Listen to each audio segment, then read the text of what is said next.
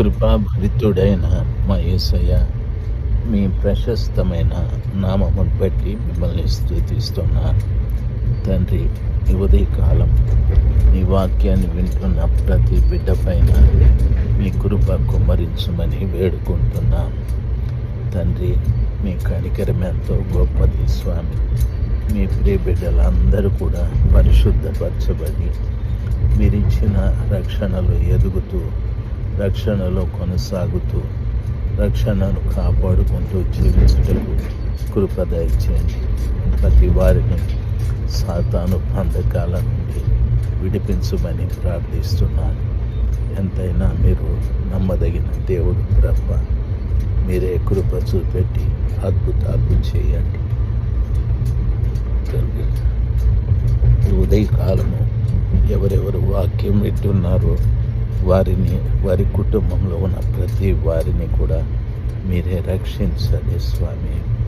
ప్రతి వారు మీ యొక్క పాదముల చెంత పవిత్రంగా జీవించుటకు కృప దయచేయి. సమస్త ఘనత మహిమలు మీకే తండ్రి, యేసు ప్రభు నామంలో ప్రార్థన చేసి వేడుకుంటున్నాను ప్రభువా. ఆమేన్, ఆమేన్. ప్రియులారా, మార్చి మాసం 24వ తారీఖు 2026 మంగళవారం. నెహెమ్యా గ్రంథము 5వ అధ్యాయం 6వ వచనము నుండి ఉన్న విషయాలు ధ్యానించటానికి ప్రభువు సహాయం చేయని. 6వ వచనం, వారి ఫిర్యాదును, ఈ మాటలను నేను వినినప్పుడు మిగుల కోపపడితిని. అంతటా నాలో నేనే యోచన చేసి ప్రధానులను, అధికారులను గద్దించి, మీరు మీ సహోదరుల యొద్ద వడ్డీ పుచ్చుకొనవచ్చునా అని చెప్పి వారిని ఆటంకపరచుటకై మహాసమాజం సమకూర్చాను. అన్యులకు అమ్మబడిన మా సహోదరులైన యూదులను మా శక్తి కొలది మేము విడిపించితిమి. మీరు మీ సహోదరులను అమ్ముదురా? వారు మనకు అమ్మబడవచ్చునా? అది వారితో చెప్పగా వారు ఏమీ చెప్పలేక ఉండిరి. మరియు నేను, మీరు చేయునది మంచిది కాదు. మన శత్రువులైన అన్యుల నిందను బట్టి మన దేవునికి భయపడి మీరు పగపింపకూడదా? నేనును నా బంధువులను, నా దాసులను కూడా ఇలాగు వారికి సొమ్మును, ధాన్యమును, ద్రాక్ష రసమును అప్పుగా ఇచ్చితిమి. అప్పు పుచ్చుకొనకుండా ఈ దినములోనే వారి యొద్ద మీరు అపహరించిన భూములను, ద్రాక్ష తోటలను, ఒలివ తోటలను, వారి ఇండ్లను, వారికి అప్పుగా ఇచ్చిన సొమ్ములోను, ధాన్యములోను, ద్రాక్ష రసములోను, నూనెలోను 100వ భాగమును వారికి మరలా అప్పగించుడని నేను మిమ్మను బతిమాలుకొనుచున్నాను అని చెప్పాడు. ప్రియులారా, ఈ మాట గమనించాలి. నెహెమ్యా ఈ మాటలన్నీ కూడా చెప్పాడు. మన సహోదరుల యొద్ద మనము వడ్డీకి ఇవ్వచ్చా? ఇవ్వకూడదు. కాబట్టి వారి భూములు కానీ, ద్రాక్ష తోటలు కానీ, లేకపోతే ఇండ్లు కానీ, ఇవన్నీ కూడా 100వ భాగం వారికి తిరిగి ఇచ్చివేయాలి అన్నప్పుడు చాలామంది ఆ విషయంలో ఒప్పుకున్నారు. ప్రియులారా, గమనించవలసిన విషయం, ఎవరైనా మన సహోదరులకు వడ్డీకి మీరు ఇచ్చి ఉంటే దయచేసి మానుకోండి. వారిని వడ్డీ కాదు, అసలు డబ్బులు ఇమ్మని చెప్పండి. ఎవరి ఇండ్లైనా పొలములు కానీ, ఆ తర్వాత ఇండ్లు కానీ తాకట్టు పెట్టుకొని ఉంటే దయచేసి ఇచ్చేసేయండి. వారు మన సహోదరులు కాబట్టి అటువంటి పని మనము చేయకుండా వారిలో నుండి ఒక పరిపూర్ణమైనటువంటి విడుదల వారికి కనుగొన్నట్లుగా మనము చేయాలి. ఈ విషయాన్ని మనం అందరం కూడా గమనించి వారికి మనము సహాయం చేసేవారుగా ఉండాలి. ఒకవేళ ఈ వాయిస్ మీకు లోగా అనిపించవచ్చు. ప్రియులారా, నేను ట్రైన్లో ఉన్నాను. పుదుచ్చేరి కాకినాడ ట్రైన్లో ఉన్నాను. ఇప్పుడు 3:30 అవుతుంది. దరిదాపు రికార్డింగ్ చేస్తూ ఉన్నాను. ఇవి దేవుని పిల్లలు గమనించాలి.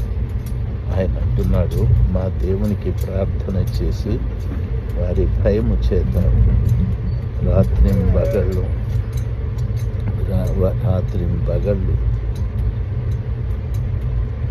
వారి భయము చేత రాత్రి పగళ్ళు మేము వారి గురించి యోచన చేశామని. అన్యులకు అమ్మబడిన మా సహోదరులైన యూదులను మా శక్తి కొలది మేము విడిపించితిమి అని అంటూ ఉన్నాడు. ఈ రోజున ప్రభు పిల్లలైన మనము ఈ విషయాన్ని గమనించాలి. ఏమిటంటే, నేను బాగుండాలి, నా కుటుంబం బాగుండాలి, నా పిల్లలు బాగుండాలి అనే ఆలోచన ప్రతి వారికి ఉంది. మనం ప్రార్థించేటప్పుడు కూడా, ప్రభా నా కుటుంబాన్ని కాపాడయ్యా, నా కుటుంబంలో ప్రతి వారిని కాపాడయ్యా అని మనము ప్రార్థన చేస్తూ ఉంటాం. అందులో తప్పేమీ లేదు. మనము మన బిడ్డల కొరకు, మన కుటుంబాల కొరకు, మనకు కలిగిన సమస్తము కొరకు మనం ప్రార్థిస్తే తప్పేముంది? ఏమీ లేదు. అయితే మనం ప్రభు రక్తంతో కడగబడిన బిడ్డలు కనుక మనము మన సహోదరుల విషయం కూడా ఆలోచన చేస్తే చాలా మంచిది. వీళ్ళగా గమనించాలి. శక్తి కొలది మేము వారిని విడిపించింది. మా సహోదరులైన యూదులను మా శక్తి కొలది విడిపించింది అని అంటూ ఉన్నారు. ఎంతోమంది శక్తి కలిగిన వారు, సామర్థ్యత కలిగిన వారు ఉన్నారు. ఇలాంటి బిడ్డలు ఆలోచించాల్సింది. మన సహోదరులు యోధావారు అంటే దేవుని స్తుతించేవారు, వారికి జరుగుబాటు లేక, వారి కుటుంబాలు పోషించబడలేక ఎంతోమంది అప్పులు చేసిన వారు, తాకట్లు పెట్టిన వారు ఉన్నారు. ఒకటి నెహెమ్యా అంటున్నాడు, మా శక్తి కొలది మేము వారికి సహాయము చేసి మేము విడిపించితిమి అంటున్నాడు. ప్రియులారా, మనము కూడా అనేకుల్ని విడిపించేటటువంటి వారుగా ఉండాలి. కానీ అనేకుల్ని మనము బంధితుల్నిగా చేసేవారుగా ఉండకూడదు. మీరు ప్రభు బిడ్డలు కదా.